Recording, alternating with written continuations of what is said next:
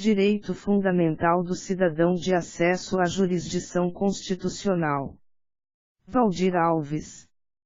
Resumo: o texto tem por objetivo analisar o direito fundamental do cidadão de acesso à jurisdição constitucional, na perspectiva dos limites de atuação do legislador e do judiciário na ponderação dos direitos fundamentais, e a possibilidade de o cidadão, individualmente, ter acesso direto ao legislador ou ao judiciário para ter efetivados os direitos fundamentais. 1. Considerações iniciais. A presente exposição objetiva analisar, resumidamente, apenas o enfoque do direito fundamental do cidadão de acesso à jurisdição constitucional, além de verificar se no modelo brasileiro o cidadão, individualmente, tem acesso direto ao legislador ou ao judiciário para ver efetivados os direitos fundamentais, e como esse acesso se dá em relação a cada um desses poderes. Eventual proposta de supressão do controle de constitucionalidade ou de sua submissão à revisão de outro poder, com fundamento na política, levanta a questão sobre quem deve ser o guarda da Constituição. Não será objeto de análise a base teórica de eventual proposta de supressão do controle de constitucionalidade ou de sua submissão à revisão de outro poder, nem a sua constitucionalidade no quadro constitucional vigente, nem outros questionamentos que poderiam ser opostos. 2.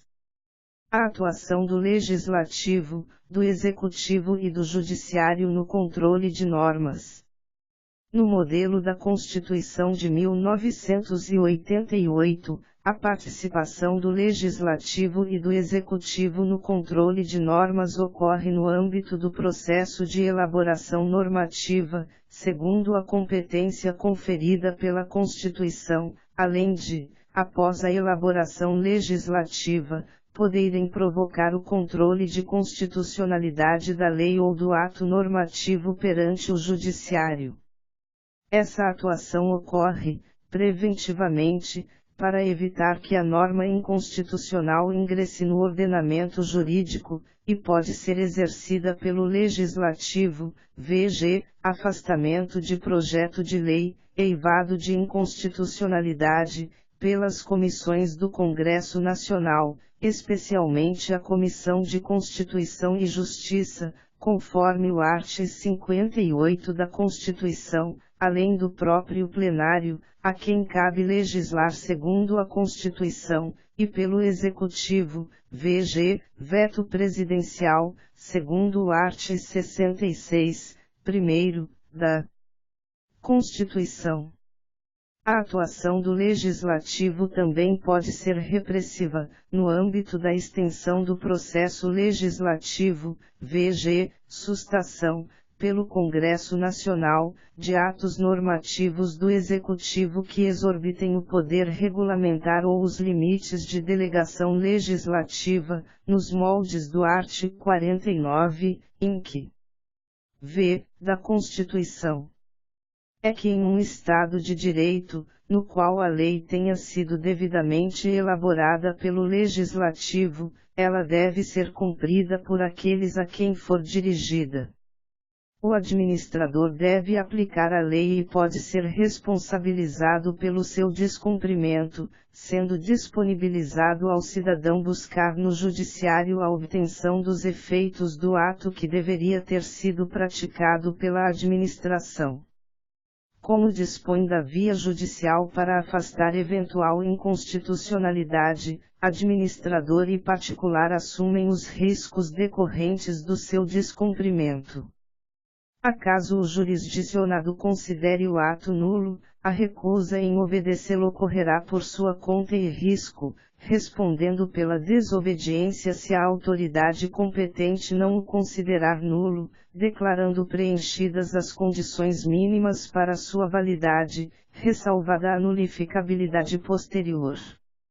Diante de ilegalidade ou inconstitucionalidade, a administração pública possui a prerrogativa de anular seus atos administrativos, não, porém, leis ou atos normativos, sujeitando-se ao controle judicial e respondendo por eventuais prejuízos deles decorrentes, caso a decisão do judiciário seja de inexistência da pretendida ilegalidade ou inconstitucionalidade.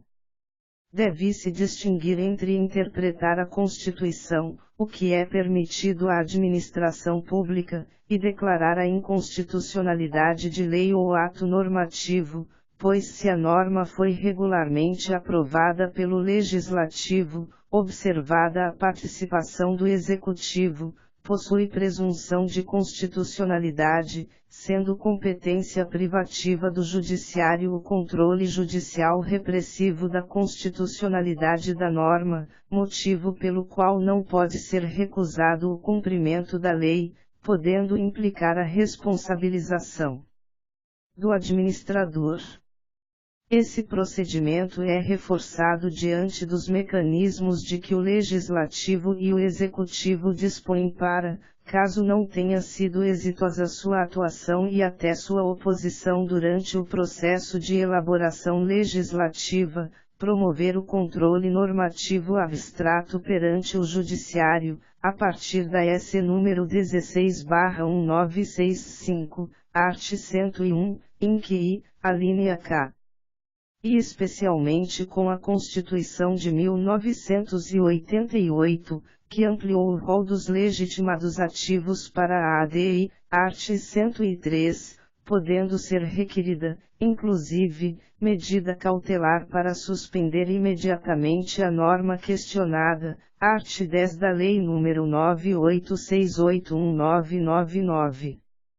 Seus legitimados ativos também dispõem da ADPF, art. 2º, in que, da Lei nº 98821999, relativamente à controvérsia constitucional sobre lei ou ato normativo federal, estadual ou municipal, inclusive os anteriores à Constituição, art. 1º, parágrafo único, in que, da Lei nº 98821999. 3. O controle de constitucionalidade como função judicial. Qualquer proposta que objetive suprimir o controle de constitucionalidade ou que busque submetê-lo à revisão de outro poder, com fundamento na política, relembra, de certo modo, o célebre debate travado em 1931 entre Carl Schmitt e Hans Kelsen, sobre quem deveria ser o guarda da Constituição. Schmitt sustentava que, por se encontrar no centro de todo um sistema de neutralidade e independência político-partidária, o guardião da Constituição deveria ser o presidente do Reich, por tratar-se de uma função política. Kelsen, entretanto, defendia que essa atribuição deveria ser do Tribunal Constitucional, por ser uma função da Justiça, referindo que para tornar possível a noção de que o presidente do Reich, Führer, e somente ele, seria o guardião da Constituição, deveria ser ocultado o caráter de sua função, e que os argumentos de Schmitt partiam do pressuposto equivocado de que entre as funções da Justiça e as funções políticas existe uma oposição essencial, cuja decisão de constitucionalidade de leis ou de invalidade de leis inconstitucionais seria um ato político, de onde se deduziria que essa atividade não seria mais justiça. Na base dessa tese está o papel da Constituição, que procura compreender o fundamento do Estado sobre o qual o restante do ordenamento se estrutura, como expressão jurídica.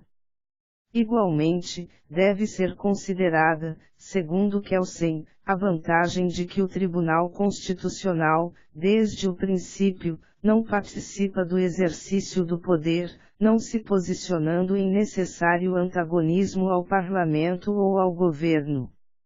Não se desconhece o caráter político da função de um Tribunal Constitucional, inclusive em uma medida muito mais ampla que a função de outros tribunais, mas isso não nega que ele não seja um tribunal, nem que sua função não seja a justiça, e muito menos que essa função não deva ser transferida a um órgão dotado de independência judicial. Importante observar que os fatos históricos que se sucederam na Alemanha e no continente europeu após a defesa de Schmidt, além do desenvolvimento da jurisdição constitucional após o segundo pós-guerra, confirmam o acerto da ideia de Kelsen, havendo, inclusive, a correspondente propagação mundial do modelo da jurisdição constitucional.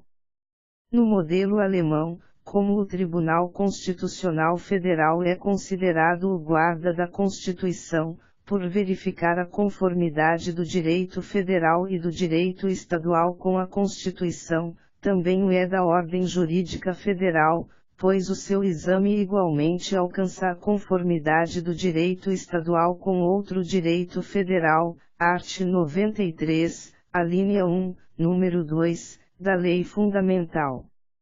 No entanto, a atividade de um tribunal constitucional, no exercício da jurisdição constitucional, não se exaure na guarda da Constituição, mas, também, contribui para o desenvolvimento dos princípios constitucionais.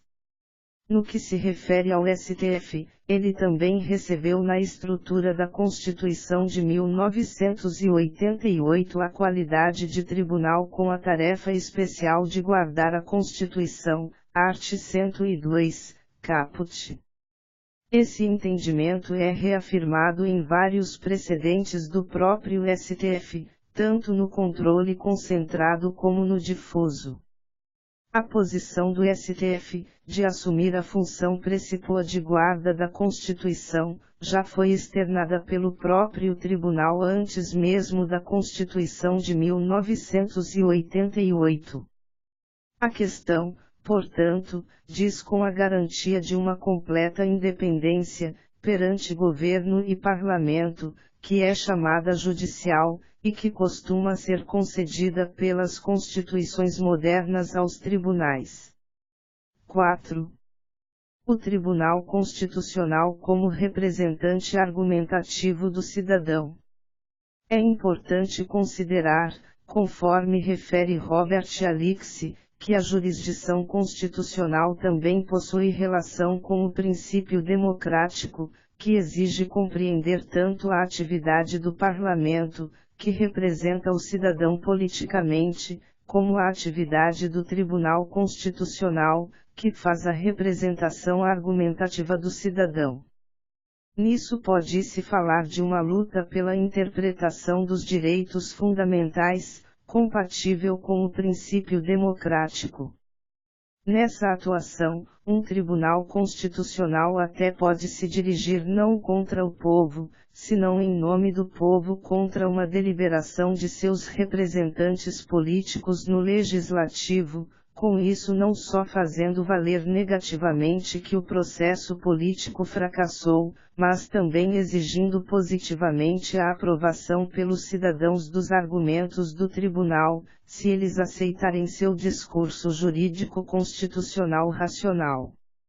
Segundo Alix, quando o Tribunal Constitucional é aceito como instância de reflexão do processo político, quando seus argumentos encontram eco na coletividade e nas instituições políticas, conduzem a reflexões e discussões que resultam em convencimentos examinados, e se um processo de reflexão entre coletividade, legislador e Tribunal Constitucional se estabiliza duradouramente, pode-se falar de uma institucionalização dos direitos do homem no Estado constitucional democrático que deu certo. Assim, haverá uma reconciliação entre direitos fundamentais e democracia, assegurando, como resultado, que o ideal do qual fala a Declaração Universal dos Direitos do Homem pode ser realizado e não precisa fracassar em uma contradição interna entre direitos fundamentais e democracia. O que caracteriza a organização da jurisdição na lei fundamental alemã é a atribuição da conservação do direito aos tribunais, sendo-lhes dadas funções amplas de proteção jurídica e de controle. O judiciário está hoje intercalado no equilíbrio dos poderes, exercendo o controle judicial dos poderes estatais, especialmente por meio da jurisdição constitucional. A tarefa exclusiva da jurisdição constitucional é a conservação da Constituição, o que inclui o controle dos poderes estatais, a concretização e o aperfeiçoamento do direito constitucional. O controle da administração e da jurisprudência. O Tribunal Constitucional Federal está restrito a uma revisão jurídico-constitucional, pois como a concretização das leis ordinárias é tarefa exclusiva das autoridades administrativas e dos tribunais, nesse ponto lhe é negada a possibilidade de exame. Segundo Conrad Hesse, a relação de equiparação hierárquica entre o Tribunal Constitucional Federal e outros órgãos superiores do Estado depende do respeito recíproco entre eles, produzindo o resultado de que o poder do tribunal se assenta sobre a consideração das suas decisões e sobre a força persuasiva de seus argumentos. Uma atuação do Tribunal Constitucional de respeito ao papel do legislador e do governo, conservando uma atitude reservada, evita casos de conflito pela recusa do cumprimento de suas decisões, garantindo o elemento essencial da sua tarefa, que é a conservação da Constituição. O mesmo pode ser verificado no sistema brasileiro, atentando-se, apenas, para a diferença existente entre os modelos. 5. O controle judicial das normas para a formação e proteção efetiva dos direitos fundamentais.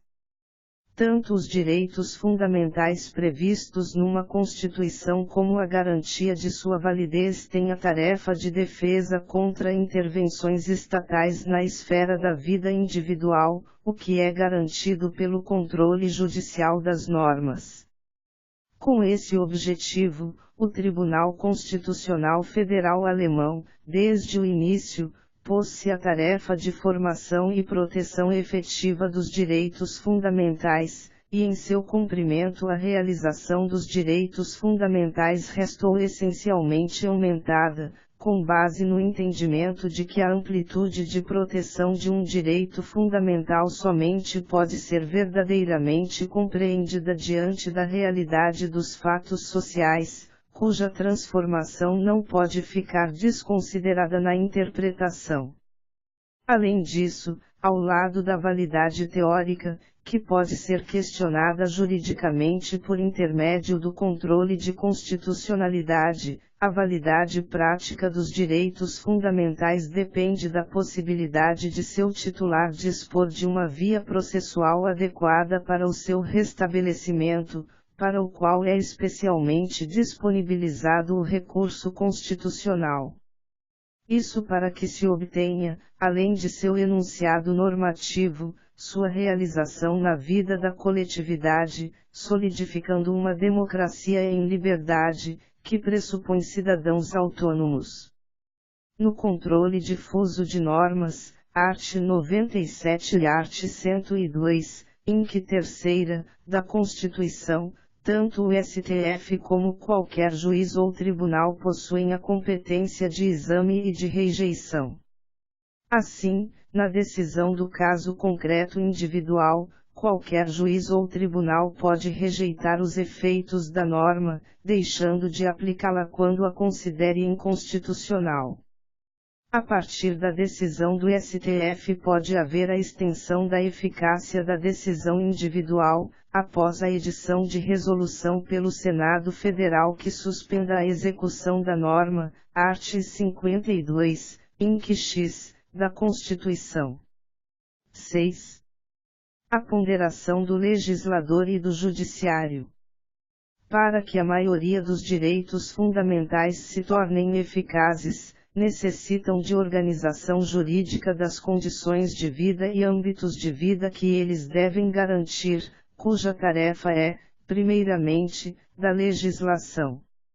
Essa organização compreende, embora em dimensão diferente, uma parte de concretização dos direitos fundamentais. Quando organização e concretização coincidem, o legislador está vinculado à Constituição, sujeitando-se ao controle do Tribunal Constitucional.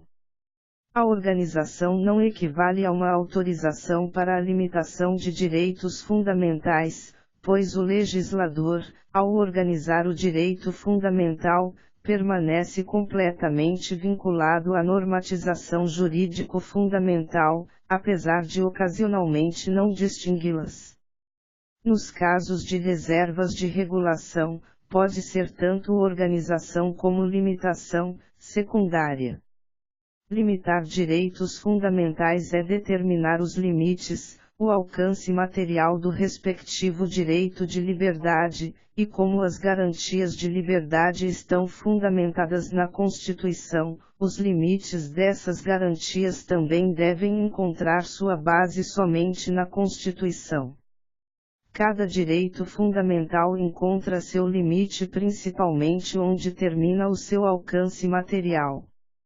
O limite é uma questão do âmbito de norma, ou seja, da parte da realidade muitas vezes já juridicamente moldada, como é o caso na Constituição brasileira, das garantias da fé, art. 5º, inc. 8ª, propriedade, art. 5º, inc. xxi, e profissão, art. 5º, inc. 13, que devem ser determinadas por interpretação. A tarefa das limitações de direitos fundamentais é coordenar, mutuamente, as condições de vida garantidas pelos direitos de liberdade, além da sua coordenação com outras condições de vida, que do mesmo modo são essenciais para a vida da coletividade. Dos limites da limitação admissível dos direitos fundamentais pelo legislador, importante separar a questão dos limites do controle judicial, que para o Tribunal Constitucional Federal alemão foram distinguidos como prognose do legislador, pela qual lhe é concedida uma prerrogativa de valoração, tomando por base para o seu controle as possibilidades de formar-se um juízo seguro e o significado dos bens jurídicos que estão em jogo, critérios diferenciados que se estendem de um controle de evidência sobre um controle de fungibilidade, até um controle material intensificado. E diante de uma decisão de inconstitucionalidade tanto no controle normativo difuso como no concentrado, também estará aberta a possibilidade de repetição ao legislador formal, pois não há impedimento para o Parlamento renovar a lei objetada, especialmente para o seu respectivo acertamento, podendo haver a repetição normativa.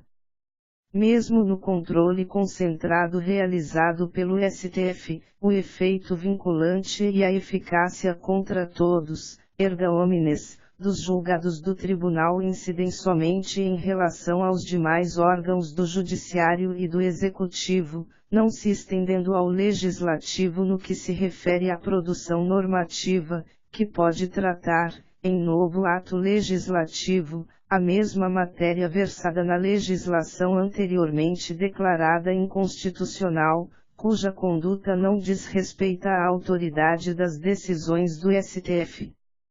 7. O acesso do cidadão ao legislativo e ao judiciário.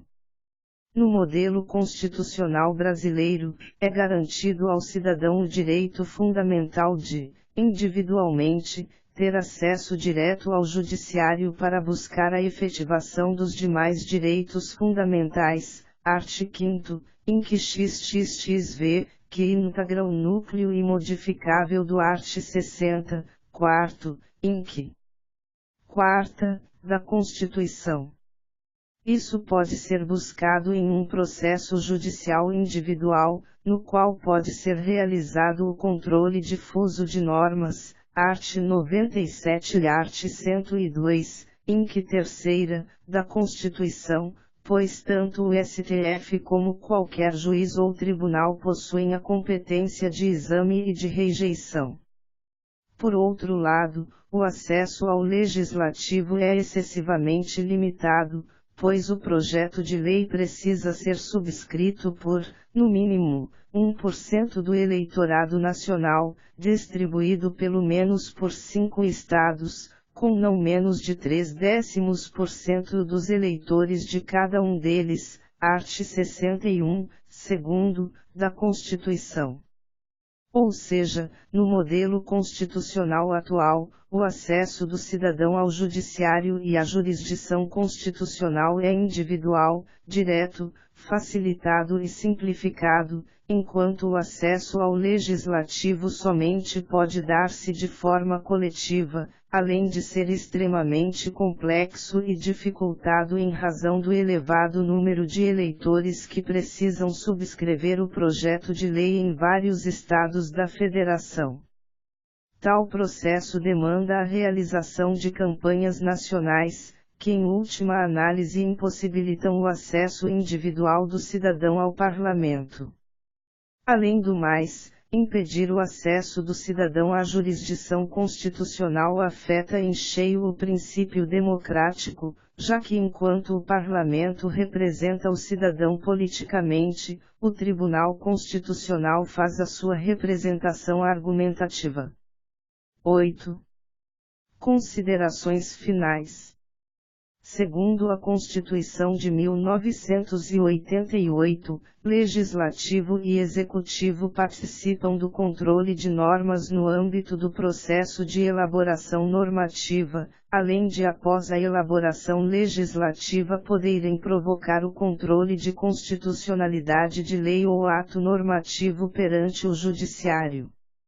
Se há excessos eventuais e pontuais na atuação dos tribunais, devem ser corrigidos, porém isso não pode influir na jurisdição constitucional, inclusive a ponto de suprimi-la ou submetê-la à revisão de outro poder, senão apenas contê-la nos eventuais excessos. É recomendada aos tribunais uma atuação de respeito ao papel do legislador e do governo, conservando uma atitude reservada, evitando, inclusive, eventuais conflitos decorrentes da recusa do cumprimento de suas decisões, de modo a garantir o elemento essencial da sua tarefa, que é a conservação da Constituição. É que a afirmação dos tribunais, no exercício da jurisdição constitucional, se dá pelo respeito de suas decisões, o que se assenta sobre a consideração das mesmas, fundada na força persuasiva de seus argumentos. A Constituição de 1988 conferiu ao STF a qualidade de tribunal com a tarefa especial de guardar a Constituição, art. 102, caput, o que é reafirmado pelo próprio STF no controle concentrado e no difuso. Como a atividade de um tribunal constitucional, no exercício da jurisdição constitucional, não se exaure na guarda da Constituição, mas, também, contribui para o desenvolvimento dos princípios constitucionais, deve ser-lhe garantida completa independência judicial perante governo e parlamento, que costuma ser concedida pelas constituições modernas aos tribunais. Em um Estado de Direito, deve ser disponibilizado ao cidadão o recurso constitucional, pois ao lado da validade teórica dos direitos fundamentais que pode ser questionada juridicamente por intermédio do controle de constitucionalidade, sua validade prática depende da possibilidade de seu titular dispor de uma via processual adequada para o seu restabelecimento. Quanto à ponderação dos direitos fundamentais, ela é feita primeiramente pelo legislador e, posteriormente, pelo judiciário, no âmbito do controle de normas, o que, de modo algum, diminui ou afasta a ponderação do parlamento. E mesmo diante de uma decisão de inconstitucionalidade, permanece aberta a possibilidade de repetição normativa, pois não há impedimento para o parlamento renovar a lei afastada, especialmente para o seu respectivo acertamento.